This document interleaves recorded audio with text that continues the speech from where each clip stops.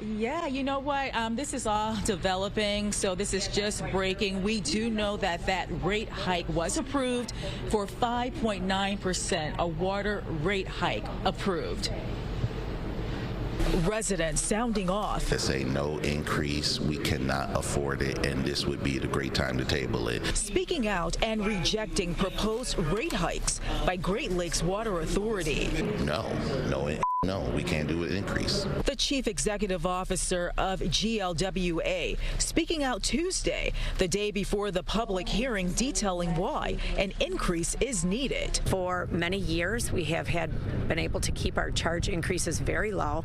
On the sewer side, under 2% per year, average for the last 9 years. On the water side, under 3% for the last 9 years.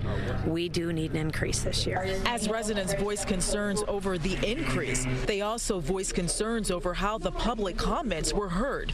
When online comments were heard first, this woman interrupted the meeting and was not let back in. You are violating the Michigan Open Meetings Act. The general public comment is for freedom of speech. But as Great Lakes Water Authority proposes this rate hike, some say get the money from the federal government. Seek the federal government if they have to, and that's where our Congress people and such supposed to come in. Just adding more and more prices to the bills while our wages are not increasing, you really got to figure out what you're going to be buying. But GLWA maintains additional revenue is needed just to do business. We have experienced an awful lot of increase, things like chemicals, commodities, and other things that people have experienced over the last few years, and we need to get caught up with those. When those increases occurred, we had contracts in place. We were able to hold pricing, but no longer are we able to do that. And concerned citizens say they're not happy about the outcome of the meeting. Yes, they voted for the rate increase, and once again, it's a disrespect to the many of people that called in, that took their time out to say no and to table.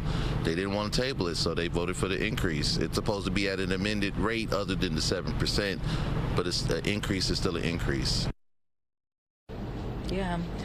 Back out here live again, that vote taking place just moments ago. We were able to get the reaction from Hydrate Detroit. As you can see, people are not happy about this, even at a reduced rate. Now, I did reach out to GLWA, and they tell me they confirmed that rate increase, but they tell me they're working on a press release, and so we'll have more details to come. Back to you.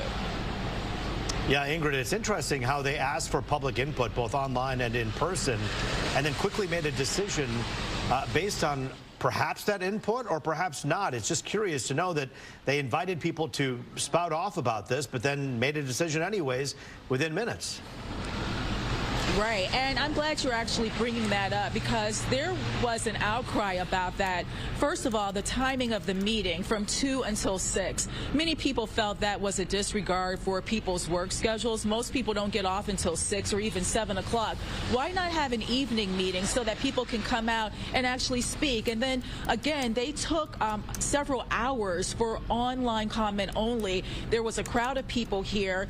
There were a crowd of people downstairs. They had to fight to get actually upstairs in the boardroom where this meeting was taking place.